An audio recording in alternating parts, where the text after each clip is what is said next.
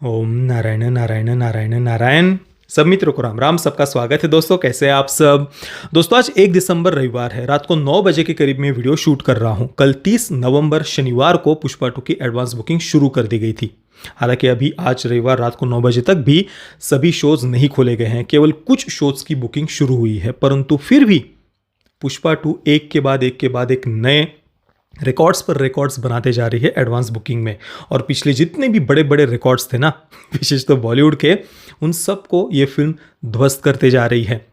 Book माई show आप open करके check करिए, हर घंटे फिल्म 24 से 25 हज़ार टिकट्स वहाँ पर सेल हो रहे हैं। हर घंटे इतने टिकट्स बिकना आप कल्पना करके देख लीजिए। कोई कॉरपोरेट बुकिंग नहीं, कोई किसी कंपनी के द्वारा कहीं पर टिकट्स नहीं बेचे जा रहे हैं। और वो तो हमने ज़मीन पर देखा, बिहार में जिस प्रकार की इवेंट हुई, मतलब गजब का था, गजब का। वो जिस प्रकार का क्रेज़ हमने वहाँ पर देखा। देखिए, ये कोई एडवांस बुकिंग की रिपोर्ट वाला वीडियो नहीं है, उसके लिए कई सारे अलग अलग चैनल्स हैं, वो आप वहाँ पर देख सकते हैं। संक्षेप में अगर मैं केवल आपको बताऊँ तो हिंदी में 2D और 3D वर्जन के मिलाकर 3 लाख से ज़्यादा टिकट्स अभी तक बिक चुके हैं। तेलुगु में 2.5 लाख के ऊपर टिकट्स बिक चुके हैं। और तेलुगु में अभी तक भी बहुत ही कम शोज खुले हैं, बहुत ही ज़्यादा कम। अभी तो पूरे शोज खुलना बाकी है, वो शायद कल या परसों खुलेंगे। उसके बाद तो पूरा धमाका होने वाला है बॉक्स ऑफिस पर।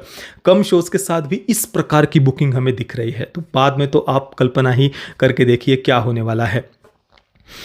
27 करोड़ के ऊपर की तो ऑलरेडी बुकिंग हो चुकी है। चलिए, ये कोई एडवांस बुकिंग वाला वीडियो नहीं है, ये वीडियो है बॉलीवुड को अभी भी अपनी आंखें खोलने की आवश्यकता है इसके बारे में। अभी भी वो जो अपने वो उस कुछ वो लाला लैंड से, कुछ वो एलिट माइंडसेट से ये इंडस्ट्री बाहर नहीं निकलना चाहती ना, तो ये उनकी आंखें खोलने वाला ये कलेक्शन है। अभी भी उन्हें समझने की आवश्यकता है कि वो जो जनता के ऊपर उनका घटिया थर्ड क्लास कंटेंट थोपना चाहते हैं ना, वो एलिट वोक माइंडसेट वाला नहीं भाई। जनता वो तुम्हारा कचरा, वो गंदगी, वोक गंदगी नहीं देखना चाहती। भले ही ये लोग पूरा सोशल मीडिया पर, चाहे वो पपेट क्रिटिक्स और पपेट मीडिया के थ्रू आर्टिकल्स लिखवाना हो, पेड रिव्यूज़ करवाना हो, कॉर्पोरेट बुकिंग करवाना हो, ये सब करके पिछले वर्ष और इस वर्ष वो कर रहे हैं बहुत सारी नोटंकी अपनी कुछ फिल्मों को ज़बरदस्ती कलेक्शन बढ़वाने के लिए। उसके ऊपर आप कब तक सर्वाइव करोगे। ऐसी जो फिल्में होती है ना, जिनका इंडस्ट्री लिटरली मजाक उड़ाती है, आप हमेशा से देख लीजिए। अभी तो इनकी पपेट मीडिया थोड़ी शांत हो गई है, नहीं तो ये बहुत मजाक उड़ाते थे कि ऑडियंस को तो अकल ही नहीं है, इनको तो कला की समझ ही नहीं है, इनको तो आर्ट की समझ ही नहीं है। हाँ, और ये ऐसी जो फिल्में जो जनता के साथ कनेक्ट करती है ना, जो ट्रेडिशनल पॉइंट ऑफ व्यू से होती है अधिकतर, चाहे वो पारिवारिक चित्रण जिस प्रकार के होता है, या फिर वैवाहिक चित्रण जिस प्रकार का होता है, प्रेम की तरफ देखने का दृष्टिकोण जो होता है, वो उनको दकियानुसी लगता है, रिग्रेसिव लगता है। इन्हें अपना वोक माइंडसेट वाला कचरा लोगों को परोसना है, और वो लोग नहीं देखना चाहते। वो हम लगातार देख रहे हैं। इनकी जो ज़बरदस्ती की हिट फिल्में पिछले वर्ष की और इस वर्ष की हमने देखी, उसके पीछे क्या नौटंकी इन्होंने की है सब अच्छी तरीके से जानते हैं। इंडस्ट्री भी बहुत अच्छी तरीके से जानती है। पर वो सब करके आप इंडस्ट्री को आगे लेकर के जाने वाले हैं। ये थिएटर बिजनेस की बात करते हैं, इतने सारे लोग जुड़े हुए हैं भाई। थिएटर बिजनेस का सबसे बड़ा दुश्मन अगर कोई है ना भारत में, तो वो ये बॉलीवुड है, जो चाहता ही नहीं कि थिएटर बिजनेस सर्वाइव करे। अभी भी कोई मल्टीप्लेक्स या थिएटर ओनर्स ये देख रहे हो ना वीडियो, तो भाई बोलो बॉलीवुड वालों से कि जो कचरा ये लोग परोस रहे हैं ना, वो गंदगी ये जो परोस रहे हैं, बोलो इंडस्ट्री से कि ये बंद करे। पिछले वर्ष भी हमने देखा जिन फिल्मों को इन्होंने ज़बरदस्ती की हिट दिखाई, उनमें पाकिस्तान प्रेम भरा हुआ था, आईएसआई आतंकवाद से लड़ रहा था, अर्बन नक्सल माइंडसेट को किस प्रकार से ये लोग प्रमोट कर रहे थे। इस वर्ष भी आप देख लीजिए, कहीं पर इनको पेट्रियार्की को स्मैश करना है, तो कहीं पर इनको रेडिकल जेंडर आइडेंटिटी का एजेंडा प्रमोट करना है, और फिर वो सब गंदगी ज़बरदस्ती जनता के ऊपर थोपने के लिए देख रहे हैं पपेट मीडिया, पपेट क्रिटिक्स से किस प्रकार का बंदर नाच नचवाया जा रहा है। ये सब करके आप जनता को अपने साथ में जोड़ने वाले हैं अपने पीआर के द्वारा। ना, ये अपने पैरों पर कुल्हाड़ी मार रहे हैं, चाहे वो उन फिल्मों में काम करने वाले एक्टर्स हो या फिल्म मेकर्स हो। वैसे मैं ये कितना भी बोलूँगा ना, ये लोग नहीं समझने वाले, क्योंकि इनको लगता है कि जनता को कहाँ अकल है। ये तो ऐसे ही फालतू बी ग्रेड या घटिया कंटेंट इसको बोलते हैं, जो मास सिनेमा वगैरह आप जो भी शब्द उपयोग करें, उनको ये गंदगी लगता है, रिग्रेसिव सोच वाला लगता है। इनको अपना एलिट वोक माइंडसेट वाली गंदगी लोगों के ऊपर थोपना है। और ऐसी फिल्में जब इस प्रकार का कलेक्शन करती है ना, तो बड़ा अच्छा लगता है। भले ही पुष्पा की थीम के साथ मैं एग्री नहीं हूँ, वो एक अलग बात है, पर कम से कम वो एलिट वोक गंदगी तो नहीं है कम से कम। जो कैरेक्टर्स है वो कम से कम ज़मीन से जुड़े हुए हैं। पारिवारिक वैवाहिक चित्रण जिस प्रकार का है उसको लेकर के भी इन्होंने बहुत सारी छातियाँ कूटी थी। अल्लू अर्जुन, रश्मिका मंदन्ना, उन दोनों के बीच के प्रेम को, उनको यही चाहिए कि भाई हमेशा वो पेट्रियार्की का वाला कुछ ऐसा चित्रण हो जहाँ पर फीमेल कैरेक्टर वो बस छाती कूटता रहे और पुरुषों के नाम से छाती कूटे, पेट्रियार्की के नाम से छाती कूटे। जो भी इनका जिस प्रकार का चित्रण होता है वो इनको चाहिए। हाँ, दो कैरेक्टर एक दूसरे से प्रेम कर रहे हैं तो इसमें वो ढूंढेंगे कि ये इसके साथ ऐसे क्यों बैठा है, वो उसके साथ ऐसे क्यों बैठा है, इसने यहाँ पर इसको यहाँ हाथ क्यों रखा, वहाँ हाथ क्यों रखा। पुष्पा 1 के टाइम में आपको याद होगा इन लोगों ने, देखिए वो एक अलग बात है कि फिल्मों में अश्लीलता होना ना होना वो एक अलग चर्चा का विषय है। मैं ये बोल रहा हूँ कि इनको अश्लीलता से प्रॉब्लम नहीं है। इनका तो हर फिल्म हर सब्जेक्ट सेक्स के ऊपर से ही शुरू होता है और सेक्स के ऊपर ही समाप्त होता है। इनको प्रॉब्लम है कि हमको परिवार तोड़ने हैं, विवाह तोड़ने हैं, स्त्री और पुरुषों को आपस में लड़वाना है, महिलाओं को बस पेट्रियार्की के नाम से छाती कूटने वाला बनाना है, स्मैश पेट्रियार्की चिल्लाने वाले वोक एक्टिविस्ट हमको बनाने हैं। अश्लीलता से विरुद्ध लड़ना वो एक अलग विषय हो गया। पर पिछली बार भी आप देख लीजिए, अल्लू अर्जुन, रश्मिका मंदन्ना, इनके कैरेक्टर को ऐसे क्यों दिखा दिया, अल्लू अर्जुन वहाँ हाथ क्यों रख रहा है, यहाँ हाथ क्यों रख रहा है। तो उनको वो चाहिए कि भाई रश्मिका मंदन्ना को ऐसे पेट्रियार्की के नाम से छाती कूटनी चाहिए थी, या फिर उसका सेक्सुअल प्रेफरेंस कुछ और होना चाहिए था। अल्लू अर्जुन कुछ अपना वो, अब छोड़ो और कुछ गंदा मुंह से निकल जाए। पर कुल मिलाकर बॉलीवुड इतना होने के बाद भी नहीं समझेगा, भले ही ऐसे में कितने भी वीडियोस बनाता हूँ ना, इससे पहले भी 50 वीडियोस बना चुका हूँ इस प्रकार के। हम बोलते बोलते थक जाएंगे पर इनको नहीं समझ में आएगा। ये इस प्रकार की फिल्मों का मजाक उड़ाएंगे। और पुष्पा की सक्सेस क्यों ज़्यादा मैटर करती है ये भी ज़रा आप समझिए। पुष्पा का जो पहला पार्ट था ना, बॉलीवुड के किसी बड़े प्रोडक्शन हाउस ने उसे डिस्ट्रीब्यूट नहीं किया था। आप याद करिए, मैंने पुष्पा 2 के ट्रेलर रिव्यू में भी ये बात कही थी कि पुष्पा के फर्स्ट पार्ट का जो कलेक्शन था ना, उसने बॉलीवुड को बहुत अंदर तक हिला दिया था। कि गोल्ड माइन जैसा एक यूट्यूब चैनल जो डब फिल्में अपने चैनल प्लेटफॉर्म पर दिखाता है, वो फिल्म रिलीज़ करता है हिंदी डब्ड वर्जन पुष्पा का पहले पार्ट का। ना के बराबर शोज उसे दिए जाते हैं पहले दिन, ना के बराबर हिंदी वर्जन के पुष्पा के पहले पार्ट के इक्का दुक्का केवल शोज लगे थे अलग अलग जगहों पर। और वहाँ से उस फिल्म ने जिस प्रकार का 300 करोड़ से ज़्यादा का कलेक्शन किया, भाई कोई सोच भी नहीं सकता। हाँ तो बाकी जो दूसरी भी कुछ फिल्में हिट हुई थी तेलुगु फिल्म इंडस्ट्री की पिछले 3-4 वर्षों में, पर उन्हें बॉलीवुड के प्रोडक्शन हाउस के द्वारा डिस्ट्रीब्यूट किया गया था, इसलिए वहाँ पर उनको ज़्यादा प्रॉब्लम नहीं हुई थी। वहाँ उतना डर उन्हें नहीं लगा था कि चलो यार हमारे चैनल के थ्रू होकर के जा रहे हैं। पर पुष्पा का पहला पार्ट था ना, उसने इनको हिला दिया था, बहुत परेशान किया था।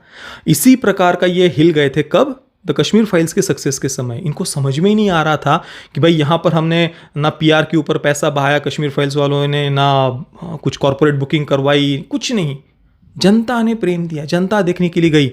ये हो कैसे गया, हमारे नेटवर्क के थ्रू ये नहीं गए और फिर भी कैसे इनकी फिल्म सक्सेसफुल हो गई। हमारी जो मोनोपोली है ना, मल्टीप्लेक्स, सिंगल स्क्रीन थिएटर्स वगैरह, हम बोले वैसे ही जब नाचते हैं, हम बोले उसको इतने शोज देने पड़ेंगे, नहीं देने पड़ेंगे, हमारी मोनोपोली टूटनी नहीं चाहिए। और वो जब उनको दिखाता ना, उससे इनको ज़्यादा परेशानी हुई थी पुष्पा के पहले पार्ट के सक्सेस के कारण। और इसी कारण से भी सेकंड पार्ट के सक्सेस के मायने ज़्यादा हैं। भले ही अभी बड़े प्रोडक्शन हाउस वगैरह इसको डिस्ट्रीब्यूट कर रहे हुए एक अलग बात है, परंतु अभी भी आप देख लीजिए पुष्पा 2 के इस रिलीज से पहले फेसबुक पर कई सारे पेजेस वगैरह है, वो किस प्रकार से भाषावाद, प्रांतवाद का डिवाइड क्रिएट करने का प्रयास कर रहे हैं, कैसे आर्टिकल्स लिख रहे हैं, कैसे मीम्स बना रहे हैं। वो मैं यहाँ पर दिखाना भी नहीं चाहूँगा, ना ही उनको मैं कोई प्रमोट करना चाहता हूँ, पर हो रहा है सोशल मीडिया पर पूरा प्रयास हो रहा है भाषावाद, प्रांतवाद का एक कुछ ना कुछ ऐसा विवाद खड़ा करने का प्रयास किया जा रहा है। और ये इंडस्ट्री सोचती है कि ये सब करके हम जनता के बीच में, हृदय में जगह बनाएंगे ना। इससे ये इंडस्ट्री बॉलीवुड और ज़्यादा अपने ही पैरों पर कुल्हाड़ी मार रही है।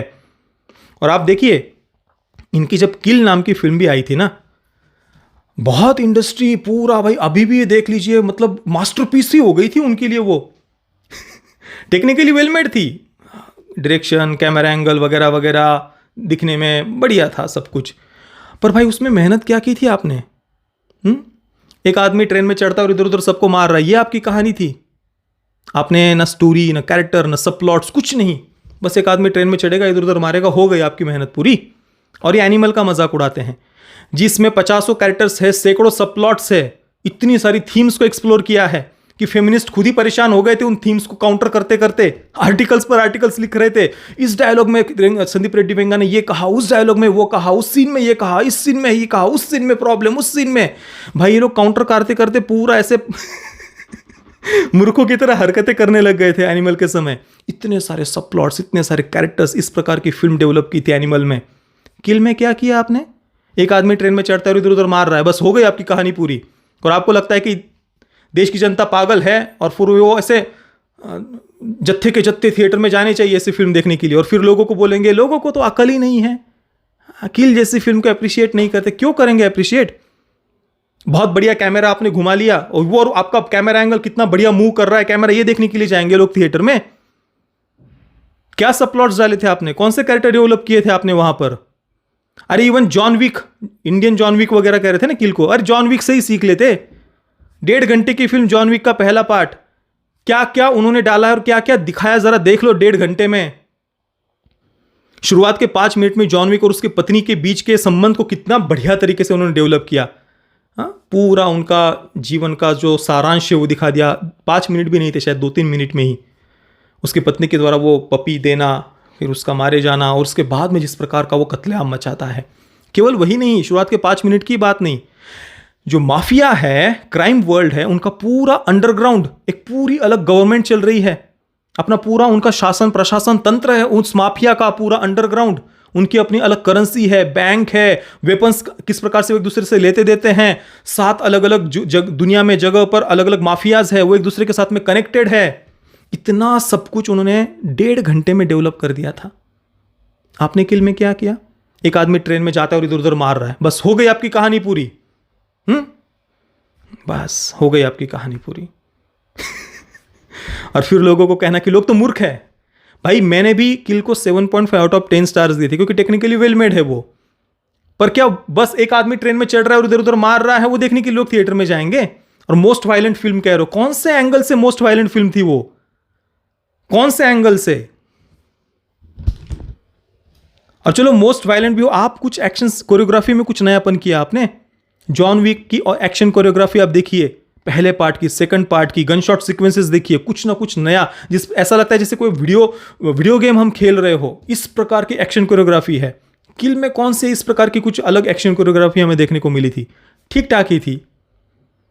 जनता के ऊपर थोपना, इनको अकल ही नहीं है। जनता को बहुत अकल है। किसी भी बिजनेस का एक मूल सिद्धांत होता है भाई, ग्राहक देवता होता है, customer satisfaction is our goal. ये किसी भी बिजनेस का मूलभूत सिद्धांत होता है। इंडस्ट्री को ये मानना ही नहीं है। हम गंदगी परोसेंगे, तुम उस गंदगी को चाटो आकर के, बस ये इंडस्ट्री चाहती है।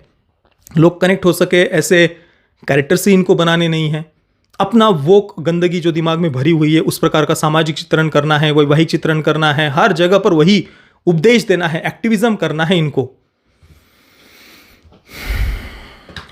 पुष्पा 2 की थीम भी वो नक्सली वाले एकदम एक्सट्रीम जोन में कहीं जाती नहीं है। वहाँ जाती तो मैं भी ऑब्वियसली फिर उस एक्सट्रीम जोन में जाकर मैं भी क्रिटिसाइज करता। अब एक क्राइम थ्रिलर है जो क्रिमिनल के पॉइंट ऑफ व्यू से बनाई गई है। हालांकि थीम फिर भी मुझे पसंद नहीं आई थी पुष्पा के पहले पार्ट की, पर चलो एक क्राइम थ्रिलर है, क्रिमिनल के पॉइंट ऑफ व्यू से बनाई गई है। देखते हैं अब सेकंड पार्ट में वो कहाँ दिखाते हैं, क्या दिखाते हैं, कहाँ तक आगे उसको लेकर के जाते हैं। पर अभी भी कम से कम बॉलीवुड को आंखें खोलने की आवश्यकता है। आंखें तो इन्होंने बाहुबली 2 के बाद भी नहीं खोली।